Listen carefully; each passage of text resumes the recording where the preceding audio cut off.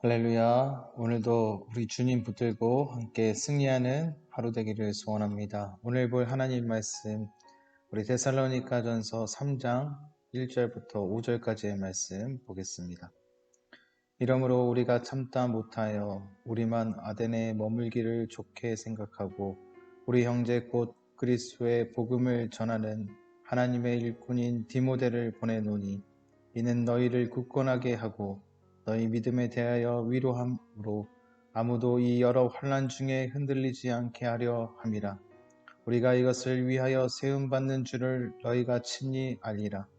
우리가 너희와 함께 있을 때에 장차 받을 환난을 너희에게 미리 말하였는데 과연 그렇게 된 것을 너희가 아느니라.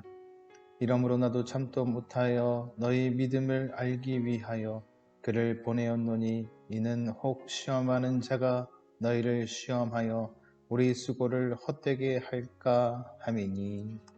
아멘. 네, 오늘 견고히 서라라는 제목으로 같이 하나님 말씀 나누겠습니다. 군인들이 훈련을 받습니다. 훈련 중 군인들은 얼굴에 위장을 하고 몸에는 총을 메고 또 군장을 메고 산을 오르기 시작합니다. 숨을 가빠르게 몰아쉬며 힘들게 산으로 올라갔습니다. 그들은 정상에 오르면 조금 쉴 수 있겠구나 생각하며 참고 올라갔습니다. 그런데 올라가다 말고 다시 내려가라고 명령을 내립니다. 산에서 내려온 그들은 다시 다른 산으로 오르기 시작합니다. 사람들의 입에는 불평이 끊이지 않습니다. 그렇게 몇 번이고 산을 오르락 내리락 했습니다. 사람들은 왜 자신들이 그렇게 해야 하는지 이해하지 못하며 입술에는 불평이 가득합니다. 이것은 제가 군에서 경험한 이야기입니다. 얼마 후 제가 우연찮게 심부름으로 작전실이라는 곳을 가게 되었습니다. 처음 작전실을 들어가 본 저는 깜짝 놀라지 않을 수 없었습니다. 작전실에서는 훈련 때 다녔던 그 모형의 마을들이 이렇게 있는 것을 볼 수 있었습니다. 산 지형이 그대로 만들어져 있었습니다. 그리고 군인들과 탱크, 비행기의 장난감들이 놓여져 있었습니다. 작전실에서는 전략을 짜고 있었던 것입니다. 공격할 때와 방어할 때 이런저런 전략들을 짜고 있었습니다. 병사로 훈련에 참여할 때는 이유를 잘 몰랐습니다. 그래서 힘들고 불평이 쏟아져 나왔습니다. 그런데 그 작전실을 본 이후 생각이 많이 바뀌었던 것 같습니다.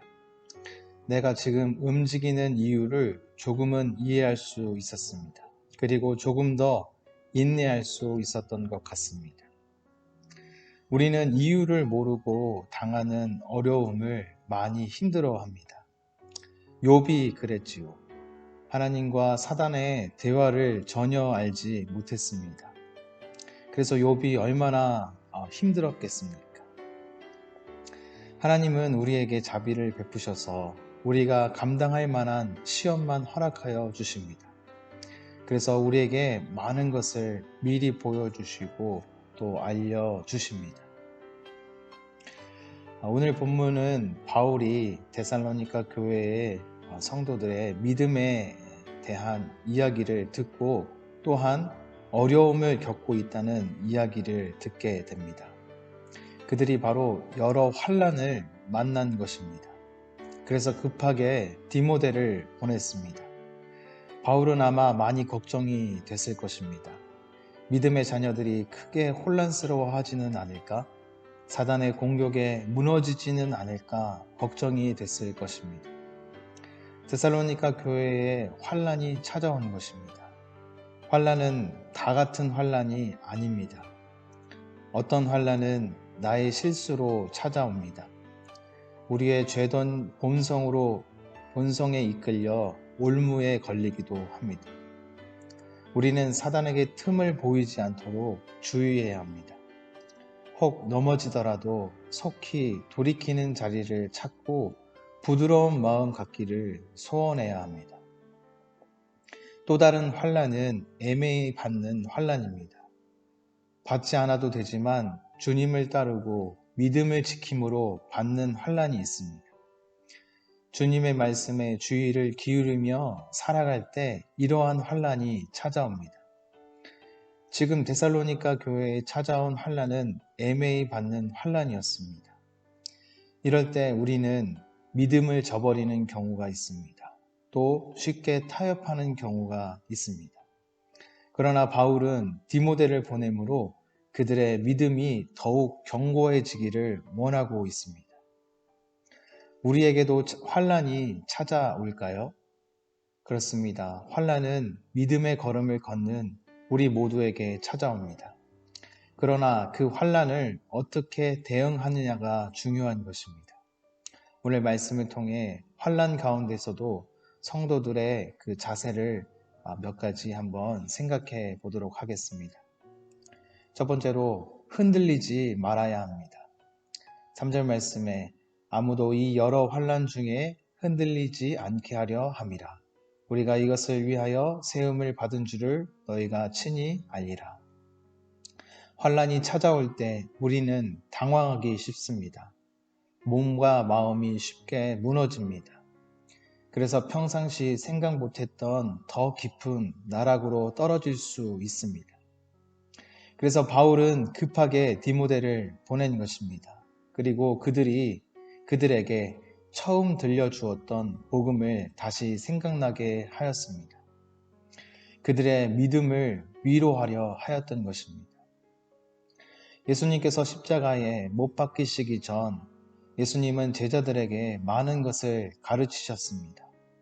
그리고 그들에게 앞으로 받을 환난에 대해서 미리 가르치셨습니다.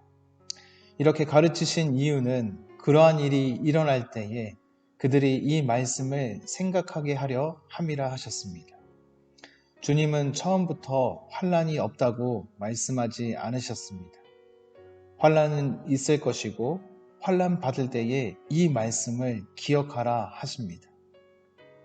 말씀을 붙드는 사람은 흔들리다가도 다시 온전히 설 수 있는 것입니다.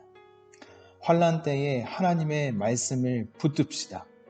그러면 비 온 뒤에 땅이 굳듯이 더욱 견고하게 될 것입니다. 두 번째로 환난은 온전한 열매를 맺게 합니다. 환난을 통해 하나님은 우리를 연단하십니다. 욥이 애매히 고난 받았지만 그는 연단되었습니다. 정금과 같은 아름다운 열매를 맺었습니다. 그러나 사단의 목적은 넘어뜨리는 데 있습니다. 못 먹는 열매를 맺게 하려는 것입니다. 복음의 수고가 헛되게 하려는 계략입니다. 저희는 그 가을이 되면은 가끔 시골에서 이렇게 사과를 보내주셨습니다.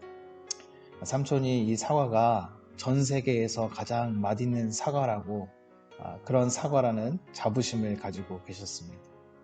사과가 정말 맛있었는데 그 이유 중 하나가 바로 일교차입니다. 밤에는 많이 춥고 낮에는 많이 덥습니다. 그 어려움을 겪은 과일은 단단하고 맛이 참 좋습니다. 환난 때에 우리가 더욱 붙들어야 하는 것이 바로 믿음입니다. 모든 것이 하나님의 손에 있고 하나님께서 모든 것을 통치하신다는 믿음을 붙드는 것입니다. 그러할 때 온전한 믿음의 열매를 맺을 수 있는 것입니다. 환난의 때에는 당황하기 쉽습니다. 불평과 원망이 찾아오기도 합니다. 그러나 우리의 시야를 높이 두고 본다면 우리는 안전할 수 있습니다. 주님이 이 모든 상황을 아시며 이 일들을 통해 더욱 견고하게 또 더욱 좋은 열매로 맺게 하여 주신다는 그 믿음을 갖는 것입니다.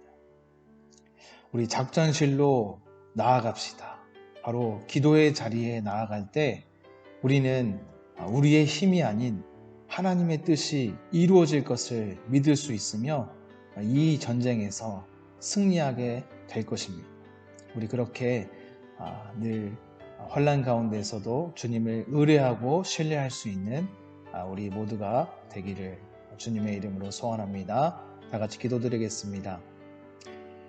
사랑하는 주님, 감사합니다. 주님이 먼저 우리를 사랑하여 주시고 또 이 사랑으로 모든 것을 이기게 하여 주시니 감사합니다. 환난조차도 값진 연단의 도구로 사용하여 주시니 감사합니다. 오늘도 주님이 가셨던 그 길 따라서 우리도 그 길을 가게 하여 주시고 더욱더 믿음을 더하여 주시옵소서.